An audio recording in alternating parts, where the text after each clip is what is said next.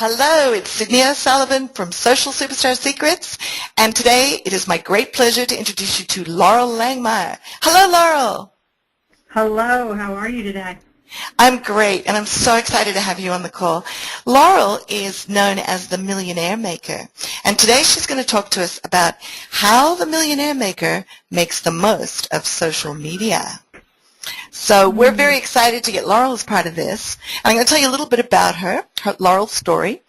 Today she is the most innovative and visible money expert.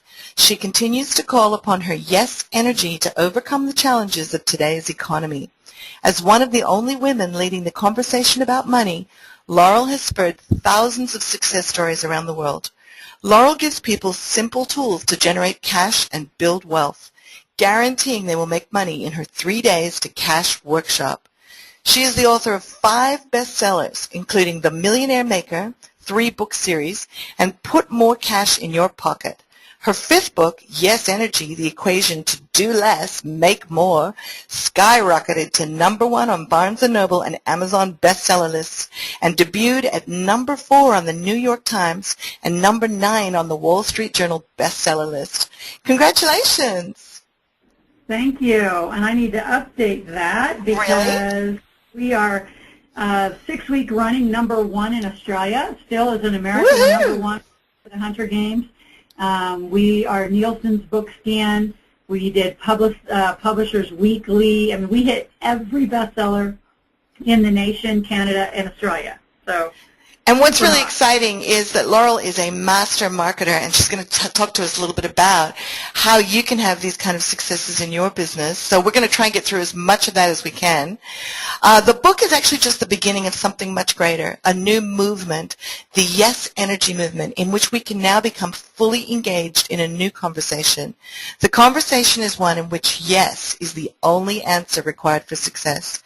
In the words of Loral herself, say yes and figure out how. And you taught me that, and I have to tell you, it has been a big reason for a lot of my success the last couple of years. So thank you so much for agreeing to join us. And, so here we are with Loral, and she's going to share with us from her perspective about how business and clients have adapted to using social media for leveraging their existing businesses and reaching new audiences. So what do you think we need to know first about using social media, Loral, and creating wealth? Well, I think that creating wealth is about cash, right? So money, cash, wealth, it all goes together. And I'm known as the Millionaire Maker really in all my books. And, Cydney, the #1 thing that maintained millionaire status during the financial crisis is people's ability to make money. So, I'm this farm girl from Nebraska, so I have to break it down for everybody. And so then you say, well, where is the money? Well, the money comes from customers. Where do customers come from? The sales process. Where do sales come from? A marketing process of generating leads. So you got to put the food chain together. So many people say they want to be millionaires, but they don't know how to make money. They don't know how to spend it properly. They don't know how to invest it properly. They don't keep, tax strategies. So we got a big conversation today. And they don't know how to sell, and they don't know how to bring in the lead. So to me, the social media function is a part of your marketing strategy that drives leads to then ultimately drive a customer that will buy from you. And I can tell you I've seen so many mistakes as we'll continue to get into in our interview of the way people are doing it. Well, can we talk about that now? Because I think this is really important. So many people, in my experience, and I've done about 150 hours now of interviewing millionaires about social media. And I think that it's really, a lot of people come to me and they say, but how do I use social media in business? They still see it as a kind of like a thing that their teenagers are on or that, their friends are on. What do you see people doing wrong when it comes to using it for your business? So I think that a lot of people, aren't just using it for business. And I think I'm in an interesting category of having, and pretty publicly known, and I wrote about it in my Yes Energy book, but being very aggressively stalked. So I'll kind of talk about some of those things. Because I don't think people are using it just for business. I think that they have their personal life and their business life all combined. And I think when the original I'm just going to say Facebook world came out, and people said, well, post that you went to Starbucks and got your latte. No one really cares. I mean, some people might be interested in what you're doing, but really that's like not the business conversation. So I think there's this combination of a mistake that I see a lot of people doing, which is they combine their personal world with their business world. And again, having, had my personal life very intruded upon, we use social media for business, period. And we use it to drive leads, which then move people from social media into our database for a very specific, service to provide them what they need to solve their problems, but to get them in a conversation where they're inside of our database, not just followers. Like, I'll give an example. I have someone who's got 80+ thousand followers on Twitter and probably another 50+ thousand on Facebook, and has a database system that's free, and you probably know what it is, but I won't say it, and only can put 2,000 to 4,000 leads in the database. So there's a huge problem with that whole, so who cares that you have all these followers if you can't put them into a database and into a proper follow-up tracking system to then move the customer through a sequence, or a lead through a sequence to become a customer, to then have and continue to purchase the other things that you want. I mean, sales is not random. It's very, very strategic. And I think the disconnect between social media and sales, which is where the cash is, which creates the wealth, is, I mean, Cydney, you know my work really well. I mean, I think that the chasm of those two conversations, social media and sales, that's actually the product we should do. Well, maybe we should talk a little bit about the funnel. Can you talk a little bit about, when nobody's covered that, so can you just explain to everybody how important it is to take that enormous, list of followers, per se, and then convert them into business? Right, and convert them into a funnel.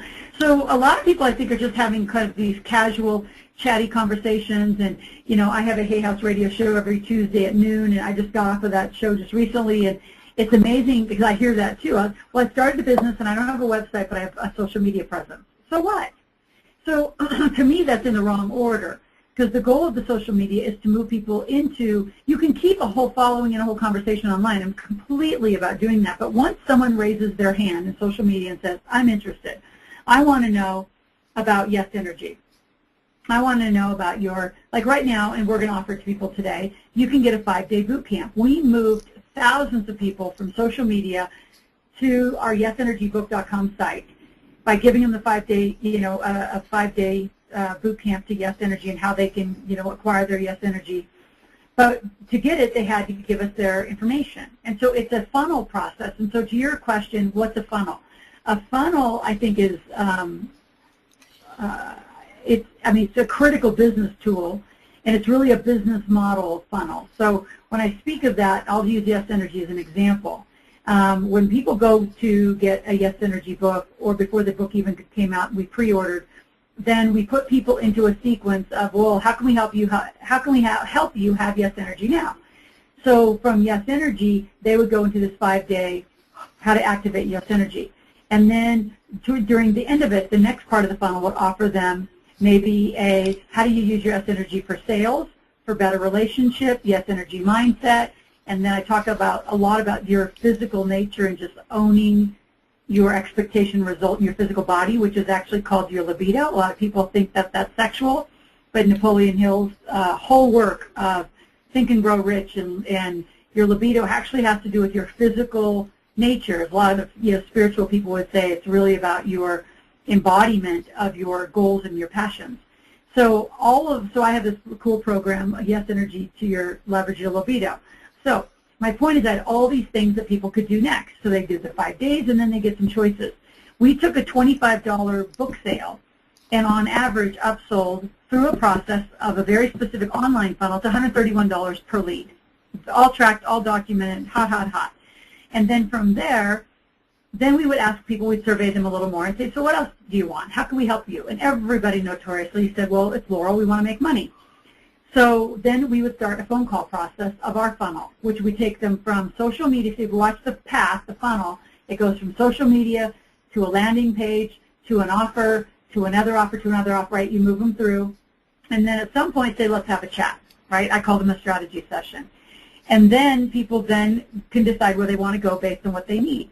So if they need to market and sell, they can go to a 3-day workshop and be guaranteed money in 3 days. If they want to go to more of a one-on-one coaching, they have specific issues, they could go there. So through a phone call, we would then move people to what they need, problems we could solve, ways we could help them to continue their journey. And I think so many people, Cydney, you've seen this work with me, don't have a funnel. Some people just sell one thing. Or they sell, just recently I've had a bunch of students who sell what I call horizontal things, which means if you buy one thing, you might not necessarily buy the next thing or the next thing or the next thing. They don't take you on a journey. Like think of the funnel in business as a client, a potential client of yours, needing a complete experience that could take a year, 2 years to complete. And then in that is what I call you monetize the client.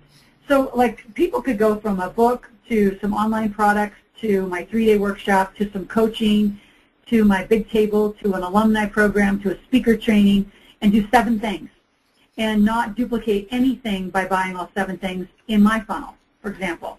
Yeah. And I think one of the biggest things that I teach people is get your funnel right. The reason, you know, in addition to social media not funneling properly, because it doesn't merge somewhere. It's just random. And so random social media with no funnel creates these random no results. So if somebody wants to see the funnel in action, we're going to make an offer to them today, right? So they can actually get your book. Is that right? Correct. We are going to give them 2 books, actually. They'll get the Yes Energy book, they're going to get the Millionaire Maker book, and they'll get the 5 days to finding your Yes Energy. The other thing that I will add, just because I love adding things right in the middle when my team's already built the page, but I do want to add, just an example of a funnel so people have a visual of it. So it's just Thank you. Page, wonderful. like a little PowerPoint, because that example of the funnel is so critical for so many people to get. And there's every business makes that mistake, you know, like real estate people, you know, people who sell real estate. They'll social media all the time about, you know, this great new house they listed, a great new house they sold. So then what? Then what are we doing, right? There's no path for us other than having a nice chat together, which having those chats is important, and building that credibility is important. Like all that's important, but then what is where I find so many mistakes. I mean, don't you find that too? I just see it all the time. I see it all the time that people are wondering how to make their businesses work. It's tougher now than it used to be. Tell us about the changes in the environment that you've seen. You've been doing this for a long time now. You've been taking thousands of people through your trainings and helping them set up home businesses and take their existing businesses to another level. Can you tell us what you've noticed is in the shift from, say, Yellow Pages advertising or direct mail advertising that used to work, and you know, the people are on the social media now. That's why we thought this was important to cover. Can you tell us what you've noticed? Yeah, and I think that social media done right is an extraordinary tool. I mean, for example, last week I did a 90-minute preview stage in Orange County. So I flew out of Tahoe, went to Orange County, spoke to about 150 people. Actually, it was right about 158 people. And what we did different is we did a Ustream channel, and basically that went out to, you know, hundreds and hundreds of more people. And then would constantly be posting on Facebook and Twitter, LinkedIn. Those are our, you know, big 3 that we were posting on. Yeah, I wanted to ask you about that. So are those the only 3 you're using at the moment? No, we actually have 42 that we're connected to. Okay. The primary ones. And I will speak about LinkedIn because we didn't use it enough, and given my professional credentials and history, I'll come back to that because that has been the most extraordinary tool used properly for all sorts of things, for awards and all sorts of things. So, but what we did at this event is we Ustreamed it free, so people could tune in and watch me while I'm in front of 150, Why Not Leverage, to all the people who couldn't make the event but could watch it from their, you know, office computer or wherever they were in the world. And we would be constantly, I mean, every few minutes posting, come see us live, and linking over. And before they could sign in to watch us for free, we'd be taking their information and putting it into our database. In addition, we would be posting out to people who are just listening on their phone. And if you're that remote and you can just hear us but you can't see us, here's a text number. And so like we do this number, we do 86677, you put in Yes Energy and your email, and we send you out $600 worth of gifts. So we do a lot of texting out in social media saying, come text this, and then that's another way to put you in our database. So remember, and one of my greatest mentors, billionaire mentors, said whoever has the greatest database will always win. Greatest database doesn't mean just numbers, it means active. So we had, I mean, by the end of the day, because we kept reposting my talk that I'd given in the morning all through the day and all through, in fact, we created a campaign, we called it the Memorial Day campaign, and we gave people just an enormous, enormous deal to buy some stuff over the weekend by watching my videos. And they could click out at any point they wanted. So we used our social media linking to a live event through the internet channels. I mean, it was just brilliant. I mean, brilliantly done. And we lead captured accurate data from text messages and from people logging in to the tune of, like, we probably got another 400 or 500 leads just in that, couple hours. So we have true leads in our database. So you say, well, what's different? I think it's the combination of the work. It can't just be social media. It can't just be a landing page. It can't just be the video stream. It can't just be my Hay House radio show. It can't just be. I think, I always tell small and medium-sized businesses that you better have upward of 30 different angles that you're bringing leads into your database and then truly activating your database into a sales process. The days of everything can be done on the internet, I love going out, and you and I spoke of several of our internet buddies before. I love going to events with them where they're speaking and they're touting from the stage that business can be totally done online. I said, well, if that's true, then why are you out here speaking? Yeah. So because it's not true. It's a combination. I mean, you've got to be getting in front of people in a lot of different ways.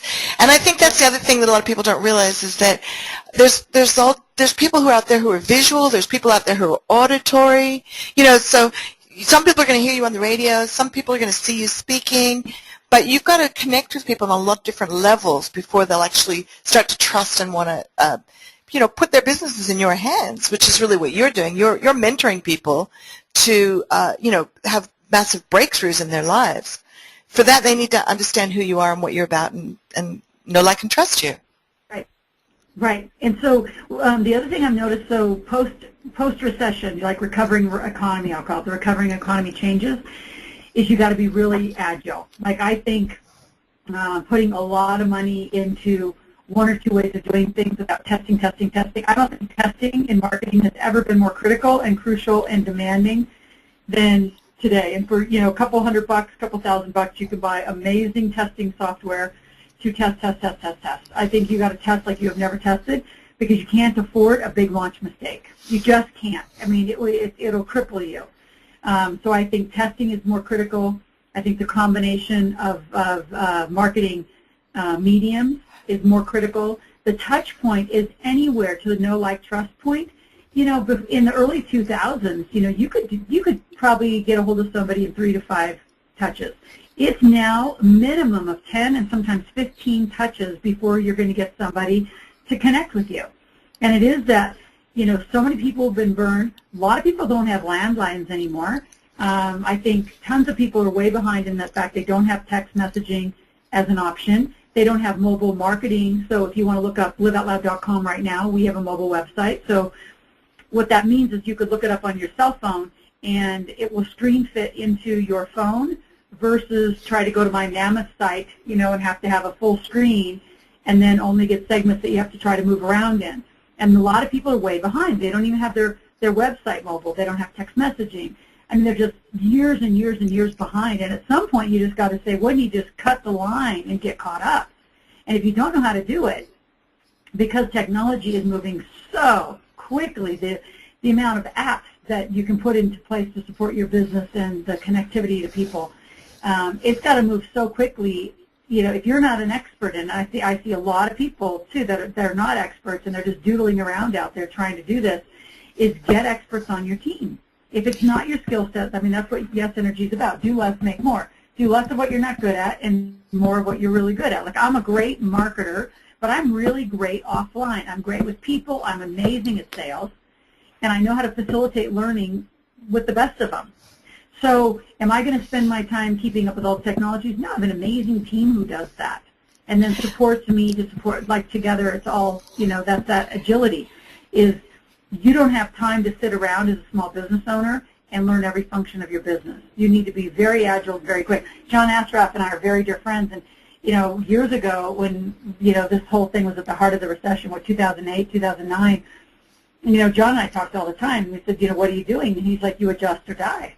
And I think we've seen a lot of people die because they didn't adjust, and they're holding on to old models because they don't know how to move, they didn't know how to hire new people, which is another piece. I mean, I wanted to ask you, can you give us some advice on how do you, I think it's become really important because the technology is moving so fast. I think it's become really important to qualify who you work with because the time you lose, the opportunity cost is almost more valuable now than the money you lose if you hire the wrong team. So can you recommend some strategies that you guys use or teach to help people make sure that they are getting the right people on board? Well, and I think, I think it starts with being really clear what you want. And as somebody who's listening to this call may say, well, I don't know what I want, I just know that I need some of this stuff, right? Then I think it's worth your time finding what I call model companies. So I find people who are doing what I want to do, and we collaborate. We'll share resources, we'll share ideas. They'll give me ideas about what they're doing, I'll give them ideas about what I'm doing. I think so that's a big piece. I think you've got to model people who have already got it done and really get that clarity of what is it that you want and what's the result you want to create. And then you back into the result you want to create by hiring the right team, knowing what you want. And then as fast as you bring them on, if for some reason they're not right, you have to get them off your train. I find so much in the technology space that small and medium-sized businesses in Australia, as you know, they call them SMEs, right? Small, medium enterprise, they tolerate bad performance. Like I always say to entrepreneurs, if you want to drive your train, which I drive Live Out Loud, at 200 miles an hour, for example, I move we get done in a year what most people do in 3 years. Like we just move. We get a lot of activities done, we have a lot of projects, we move. And if 200 miles an hour doesn't suit you, then get off the train. No hard feelings, but we're going at this pace. So I say that for a couple things. Number one is we're a really clear team about where we're going. We know how to say yes and no because we're clear. And then it's not hard feelings around the resources. So you may have somebody who supported you in social media or a certain kind of technology, and they just don't want to move that fast. What I see small and medium-sized businesses do, because they don't have a lot of choices, is they hold on to that one resource and let them slow down the train, if not derail their train. It drives me nuts, and you and I are both, very social creatures and are out at a lot of events together. I don't know how many times you hear the excuse, Cydney, but I hear it all the time. Well, I'm waiting for this, I'm waiting for this, I'm waiting for the writing, I'm waiting for this. Why are you waiting? You're the one in charge striking checks. They should be keeping up with you in your timeline or get them off the train. Either they're not appropriate, they have too many other projects, and they are the right person, but they have too many other commitments, they can't get it done. They aren't pricing correctly. But what I find with the owner is that the owner, along their journey, because they thought they had a category handled, social media handled, their web design handled, their writing handled, their videography handled, they thought they had the category, and the biggest advice I'd give to everyone listening is you better have a stable. You better have 4 or 5 of each person in each category, because as you move projects through, you're gonna wear the team out. And then they won't be able to keep up. Right? You will. I wear teams out all the time. Can you imagine? I wear teams out all the time. But the way I don't wear them out, or that I've learned to not wear them out, is I don't put all projects on one team. I give certain teams a certain amount, and I give certain, but I have lots of teams. I have lots of stables, lots of resources, so things get done. They don't get collapsed. We're not waiting on each other for things or crappy or slow performance. And so I think it's the agility of having stables of people, being willing to say, it's really not working right now, but we could do it again. I mean, you and I have had lots of different ventures, and we've always maintained a great relationship. Some have gone ahead, some of them haven't, some have been postponed. It's all okay. It'll all get done at its right time. And that's, I think, the trusting the law of the universe is putting the right stuff in front of you as long as you're willing to move. It's the stutter stepping that entrepreneurs do.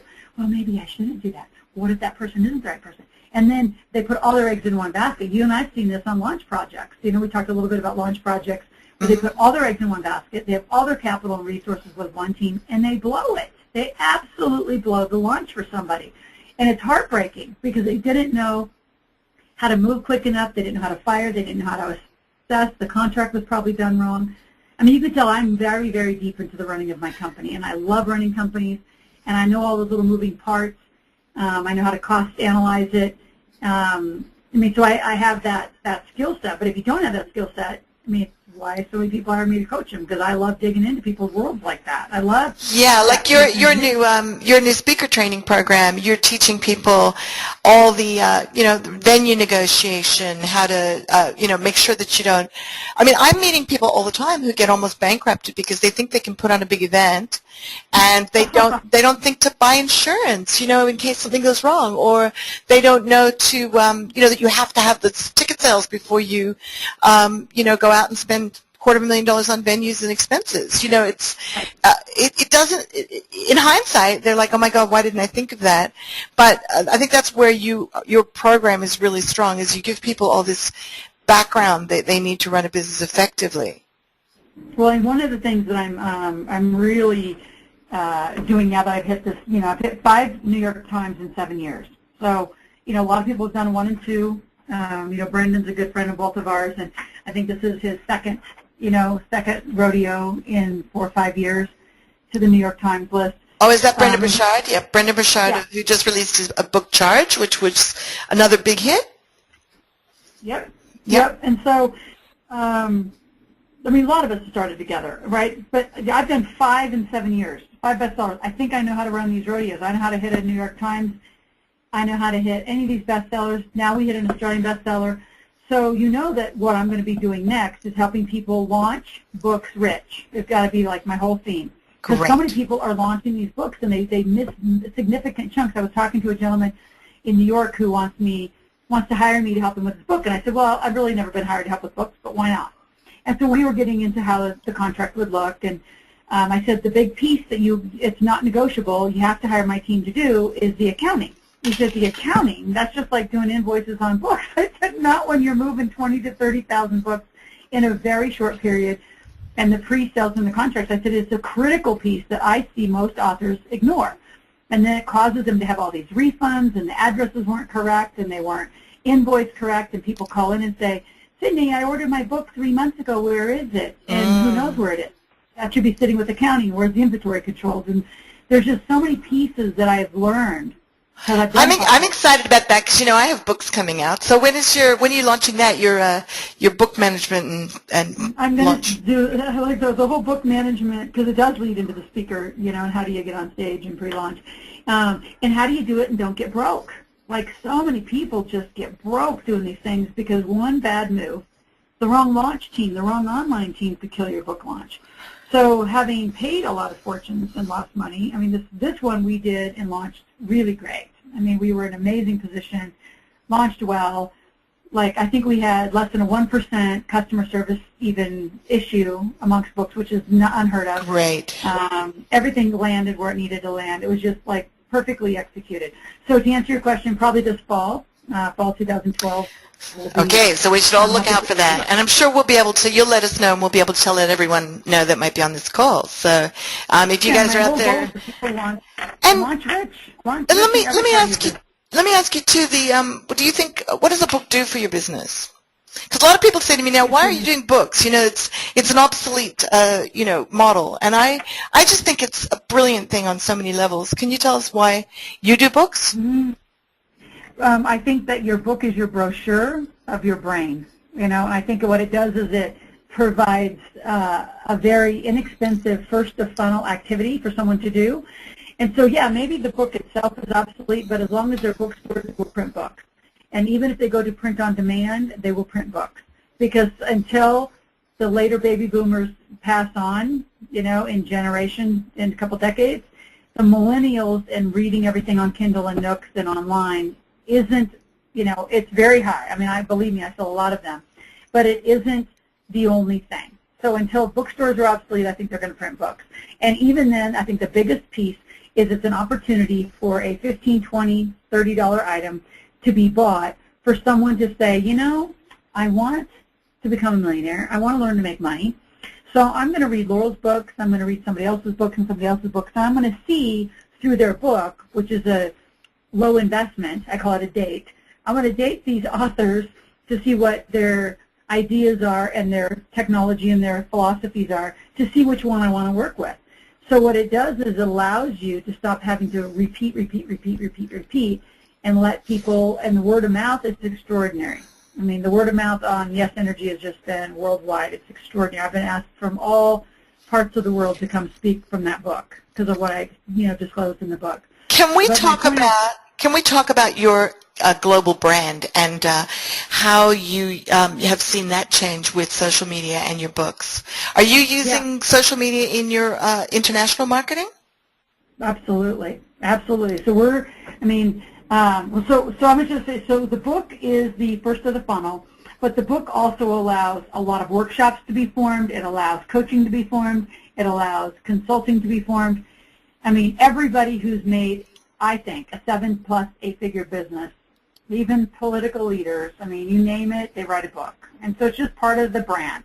Now, to go to the global brand, and now that I have an office in Cydney, now we're going up on a year where we've had an office full staff, very different than a lot of the, especially American authors who turn up over there once or twice a year and then come back home.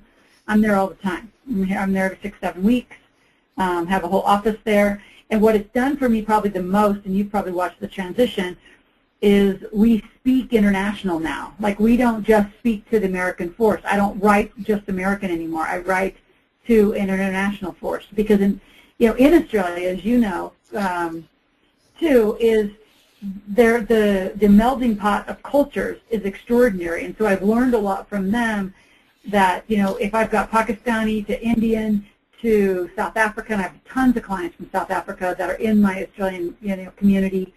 I have people from Dubai, Abu Dhabi. I've got tons of British. So when they meld together, there isn't these.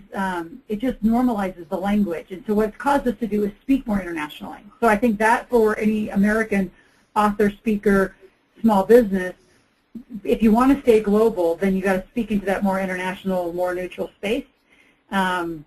And then use social media all over. And so, like, I have websites that are .uk, .au. I mean, so I'm also branded web-wise all over. I do, like, I'm very strong in, like, the Groupon, Dealon, like, all those kind of things in the international space, not as much in America. I have a PR firm that's based out of Australia that is getting me stuff all over the world. But I think the biggest thing is our streamability. Like, I took 2 offices and knocked down a wall, and I built a green room, a media room, here in my conference center. And our use in that media room is extraordinary. Like, we're in it all the time, and I'm streaming live to the world all the time. And we use social media. So that's where I'll go to LinkedIn, because I want to talk about LinkedIn a little bit. I was in a sorority. I was on several collegiate athletic teams that all stay connected. I was at several universities. I have my master's degree from the University of Nebraska Omaha Medical. It was my master's degree. Went through a medical program for my exercise phys degree instead of an educational system. So I have access to all that medical community. I was in a sorority and this is just a great example. So I was in a sorority, and I connected through the LinkedIn group of that sorority, and then locally in Nebraska, as well as now, all over the world. And they featured me on the cover of the magazine when one of my books came out years ago. And so many of them have now followed me. University, graduates have followed me. I've been invited to board of advisories for for charities all over. So your professional roots, and then I'm ICF, Master Certified Coach through the Coaches Training Institute, connected to them. So your professional world, who's much more serious, and I'm also an EO. So I'm in all those spaces.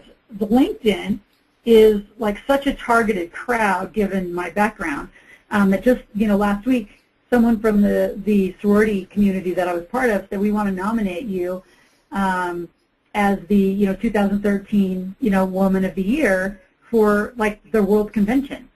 But that would not have occurred if I wasn't deep into the conversations of how to just be a total giver and total content provider into that community of helping them make money and answer their questions. So I do think that being a smart content provider in a lot of the social spaces is absolutely the name of the game, and I'm sure you've had a lot of people speak to that on the Summit series. So I won't speak to that as much. Well, yeah, I mean, we have been getting a lot of feedback that, you know, it's about putting great, original, relevant content out. But I'm also finding that there's a sort of a balance, though, between information overload and great content. So can you comment on that? Yes, one big word called survey. I think it's one thing that we do probably more than others. We survey a lot. We survey, what else do you want me to talk about? I do this campaign called AskLoral.com, and my name's uniquely spelled, so it's, you know, not hard to find, it's L-O-R-A-L. And people can go to that site and ask me any question. And from those questions, we drive the content. So I agree, I think there's information overload. And I think the problem is, Cydney, is that most people are pushing their kind of content of what they think is relevant versus ask people what they want and give them what they say they want. Great distinction. And then also give them what they need based on what they know, what you know they don't know that they should even be asking about. But I survey all the time. Like this year we surveyed in 2012. We said at the end of 2011, we've had an amazing year. These have been the themes in money. These are the things to watch out for. These are the things to, you know, stretch into, blah, blah, blah, as a big year end, like rah, rah, rah. And then we said, so in 2012, we know what you should be talking about. We know what the economy is doing. Like, we just know what we're going to talk about, but we're not doing it without your input. And so we always survey, and we have 13 things that people wanted us to talk about.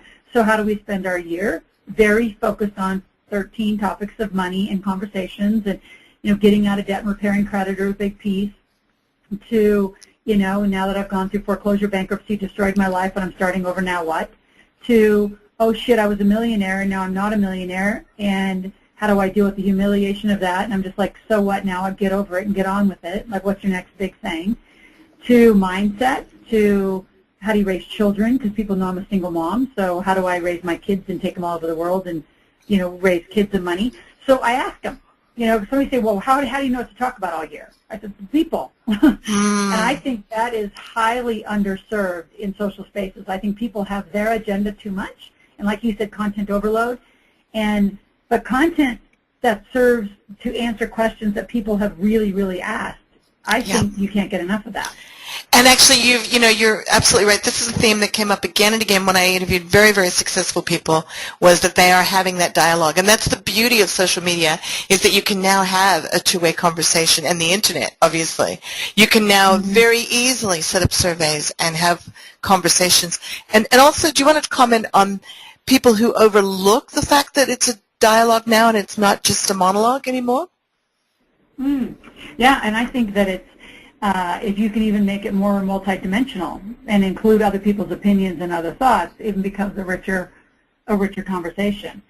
So I think the caution is to be in a conversation. I don't think that people really know how to be in a conversation. I think that a lot of people know how to tell people what to do. Because if you're in a conversation, there's a lot more questions. There's a lot more curiosity. There's no judgment. There's no directional angling, I call it, where I'm angling you to direct you to a certain place, whether you want it or not. Like, there's more of an open, curious space. And there's actually silence in the conversation. I think people get freaked out. Oh my God, you haven't responded in 3 minutes. 3 minutes and 42 seconds. It's like, well, shit, I'm thinking over here. Like, so conversations, if you really watch them, even on the internet, done through, you know, any sort of, you know, typing, requires proper thought. And so I think there's a lot to it. There's a lot of intuitiveness to a proper conversation. And that is that's a whole other product we should probably do. I don't think people realize that a two-way dialogue is such, right? So you say something, I'm thinking about it. I may even say, you know what, let me give more thought and get back to you, and that be okay, versus, no, I need it now. Like, that urgency in more mature conversations on the internet, which, you know, I will go back to speaking. LinkedIn has become, you know, we ran a lot of ads in the other spaces for a long time, thinking that was the place to be because of the demographic and the database and the amount of, you know, data they collect. But the way that LinkedIn collects it. I mean, just for today, I would say, because we had great success in other mediums before. But we're having just, I mean, unprecedented conversion rates through our funnel all the way to my mentoring, my Big Table mentoring program. It's extraordinary. Now tell me how much, I know you're on a really tight time frame. How much more time do we have before you have we to can go? do another 15 minutes. Awesome, because I have lots more questions. Tell me about, do you guys do you do other languages with your marketing? We don't right now, but I do have people who license my work in Japan and in Malaysia who do move it into other languages. And as we become more and more global, like really setting up, because I have a Yes Energy Coach program where I'm teaching coaches how to teach my work. And as they set up really chapters in the countries for us, then that will be converted. And how are you finding the world in general when you're doing your marketing? Are you getting a different kind of responses to your marketing in different countries? Well, because I think I've kind of landed on one of these amazing topics called money. Bob Proctor would say, money, sex, and God. People will talk all the time about them. So because I talk about money, it's extraordinarily received worldwide. There are certain parts of the world that because I'm a woman, I'll let my wife and daughter know about it, which is why I'm licensing work into many of those countries where I'm teaching the men to lead. Because we women in America, and much more advanced countries think that our voice matters. There's a lot of places in the world where women's voices still don't matter. So we are having that. That's been really interesting. That is interesting. So you're finding there's cultural differences between one, say, community and another, where you've got to be sensitive to their cultural belief about money. Very much, and who makes it? I mean, being a woman, and who manages about it? Yeah, and who controls it, and how does it happen? A conversation that's really happening, and I would say it's not global, but it's in really strong power countries. China's an amazing country with amazing women leaders, even though that's not talked about as much. It's not seen as much. I mean, there are some women billionaires. Actually, most of the women billionaires do live in China, and it's very interesting the hierarchy of how that whole thing. That's not a social media conversation, but it is a cultural conversation about money, which it's relevant from social media from the standpoint of you're a woman having a voice out on the internet. Are you really the only one? And so in those areas, I'll make it more relevant to this conversation. Is we intend, very clearly to have dialogue between men and women and kids, because that's the conversation I want to have. So I don't have it, myself to other women. I make sure that a lot of men are putting their input into those conversations and into those cultural norms or not norms and what should be shifted about them. Well, I know we're running out of time, but I wanted to ask you if you could just recap for us the most effective methods for creating wealth with social media, because I know that this is what we've asked people to come and learn, is why should they use social media in their business, get on board and get excited about it, and what, in a simple way, can they do right away to put more profit, because I think this is one of the things that a lot of people are really worried about, is getting that cash flow and profit back into their businesses. Well, I think they back into, or for some people, it's just get money in. So I think in social media, you've got to have a really great landing page. So, your landing page has got to convert people from following you, being in a nice conversation, into some initial cash. And so the landing page will convert, like my landing page would convert to a Yes Energy book sale, or to a Millionaire Maker book sale, or to an audio recording. So use social media to drive to a proper landing page with a proper database and have the ability to take money. It's amazing to me how many people are on social media, still don't even take a card. And PayPal's fine to start with, but get your own as you move. You can get the Square now for free, but have the ability to take money. And so as far as wealth creation in social media, use it to get enormous conversation about your expertise content, whatever your expertise is, and move them into a database, and then use a proper business funnel to monetize the lead. So I think, don't be so scared to ask for the money. people are paying other people in your category a lot of money. There's buying power in every category in the world. The only reason why the people listening aren't making money in somebody in their category is because they're marketing and selling properly. And they're marketing properly, but then there's a sales process that you know is critical, which is pick up the phone and connect to somebody. I teach a really cool sales model. It's called Ask, Tell, Ask. Ask somebody what they want. Ask somebody how you could help their life. And then tell them how you're going to do it through an offer. And then ask them for the money. When do you want to start? How would you like to pay? Which credit card? And be straight about it. I think so many people have such weird energy around sales that even if you had the best social media following and proper database, to online, at some point you've got to pick up the phone and get offline. And I'm talking about also sustainable business models. There's a lot of, what I call the, urgent launch things. Like I launched my book too, just like you see a lot of the launch campaigns. I launched my book too. But then what?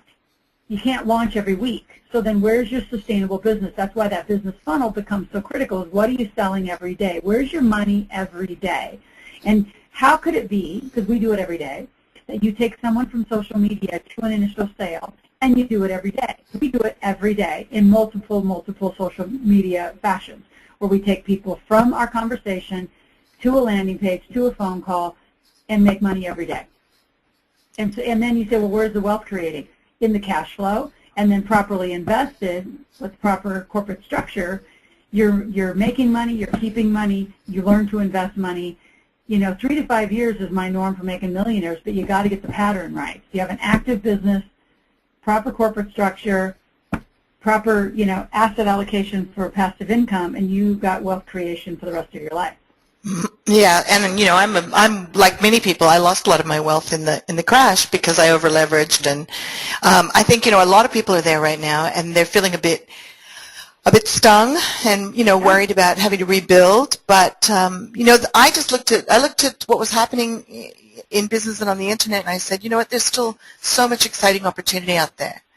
So it's about getting enthusiastic and then learning how to do it better. If you had made some mistakes, then learn and rebuild stronger. Well, and rebuild with some new teammates. I think a lot of people are wanting to rebuild or hang on to people from their past. And, the other thing I want to say about the past is it's the past. I just heard someone say, there's a reason why your windshield is so large and the rear view mirror is so small. I like that. I love that. I just heard that recently, and it is true. It's like leave the past behind. And the most heartbreaking thing I hear from some folks is, well, I built to $1 million, I worked my ass off, and blah, blah, blah, and I'm just not going to go again. And it's like, really? Really? Like, we all got hit. I got hit hard. Oh, my God, we all got hit hard. Equities are down. I own some amazing pieces of real estate, and, their equities are totally down. But I can manage cash flow, and I'm going to, I'm not selling these gold mines, which will become a gold mine again. And I think it's just having the right team around you, set a plan in place to move and recommit. Like you said, Cindy, it's just recommit. Like, what's possible? What are the new opportunities? And if you really don't want to do it by yourself, then collaborate. Collaborate with a whole bunch of amazing people. And that's another product, is teaching people how to collaborate. That's been one of the things that I've really had my eyes open to recently, is a lot of businesses are just not in the habit of working with their suppliers, potential competitors, that whole concept of who else has got your customers, who could you be doing joint ventures with? Mm-hmm. And that's a whole other conversation. But so now tell us about this offer, because I really want people to understand. I would recommend that everybody get on your social media, sites. Go and check Loral out on LinkedIn, on Facebook, on Twitter, wherever else we can find her, out of the 40-odd places that that your team are marketing, and see how she's doing it. Learn from a master. And tell us about your offer. Yeah, and the offer is yesenergybook.com/social star. All one word. So it's yesenergybook.com/social star. And for $29.95 plus shipping, you get the Yes Energy book, you get the Millionaire Maker book, and you get the 5 days to find your Yes Energy. And I'm going to add in an example of that funnel that we talked about earlier. So there's 4 things you're going to get. The Yes book alone is a hardback in America. It's paperback in most other countries. But that goes for $25 alone, much less The Millionaire Maker is another $25 book. The 5 Days to Find Your Yes Energy is huge. I mean, it's just an all-time favorite. And that 5 Days to Find Your Yes Energy, as you're looking at launching and things, that's what people got when they pre-ordered my book. And so you'll see the sequence in the beginning of my funnel. So from social media, I would give them that. And so you'll have that experience. And then, like Cydney said, don't just kind of go and buy and leave. Like, really observe what I do to you then, right? I mean, I go experience. Look at how the whole process is laid out. You know, look at the sales copy. Understand the emotional messaging and everything that's been built in. Oh, it's just absolutely critical. And I think so many people, you know, they'll just lightly consume versus really dig in and say, so if this was my business, how would I translate? I call it R&D, replicate and duplicate. You know, research and develop slow, replicate and duplicate fast. Yeah, great. So, well, Loral, thank you so much. And everybody, thank you for joining us. I hope you got as much value out of it as I did. Loral, you're always such a delight to talk to. You know your material inside out. You've been doing this for many years. And I love the way you've actually adapted your brand to suit the new world, too. You've had to be flexible, too, haven't you? Oh, very flexible. I mean, moving people on and off, you know, as Tom, you know, Colin says, you know, get people moving on and off the bus very rapidly. And opening up a global office, I mean, was very, very quick. People, a lot of my peers said, what are you doing? You're spending all this time and effort going to Australia to open an office. And, I mean, I'm committed. I mean, I have a full office 2 blocks from the Cydney Opera House. I mean, it's beautiful. I got full staff. I've applied for my own visa for dual citizenship. I'm in. And they're like, what are you doing in this? Yay! We get more Loral over in Australia. Yeah. Like, oh my gosh, you're doing this big commitment in the middle of a recession. It's like, you got to move. We've been in the global economy. I said, the fact that you guys all haven't moved is stunning to me. Like, we're now global. Like, how do you really operate in a global space? And I think people talk about it, and they really aren't ready to do it. And I think you got to be there. You got to be there now. So where else are you? You're doing Australia, the U.S., and are you getting into Europe at all? Canada and UK. And UK. Yeah. Mm-hmm. So, because we have listeners from all over the world. So, and you know, they'll be able to get access to you. Mm-hmm. And a lot of folks that are closer to traveling, like I really am in Sydney, Melbourne, Brisbane, and Perth. I'm there a lot. Perth probably only once a year, but I'm in the other parts of the East Coast of Australia. And you can go to liveoutloud.com.au, you know, just see our schedule. I'm there all the time. Just stay connected and watch, again, R&D, replicate, duplicate. And I can highly recommend the Cash Machine workshops. They're great fun, great networking. It's a really, you're still doing the Cash Machines? Oh, absolutely. It's our 6th year. Everyone makes money. In fact, we just blew past $1.8 million in student revenues of the amount of money made in rooms for the students. A gentleman in Australia just made $41,000 in 3 days. A boat captain from Brisbane made $18,000 3 days. Here in America, a computer teacher from a community college made $18,600 in 3 days. I mean, real money's made because of the technology that I teach on how to build wealth. It works. Yeah, it's really fun. Loral takes you through a process where you actually sell at the event. And I just found, too, that the networking is brilliant. It's a big group of very motivated, very excited people. Great opportunity to set up masterminds and learn while you're there. It's just learn the whole time. And it's fun. Absolutely. So thank you, Loral. Thank you, everyone. And thanks again for making this time available to us. And everybody, make sure you get over to that page. And you can also find it on our Social Superstar Secrets /Loral, if you couldn't remember it, or onto Loral's, which is the Yes Energy. And sorry, I forgot the URL already. Do you want to give it one more time? The URL is yesenergybooks.com /social star. Great. So, and thanks again, and bye-bye, everybody.